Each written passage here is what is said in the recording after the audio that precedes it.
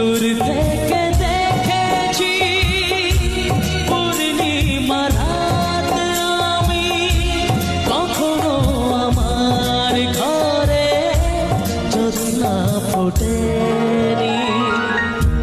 চিরদিন আধারে কেটে গেল এ জীবন, কেউ তো প্রদীপ হাতে কাছে আসেনি।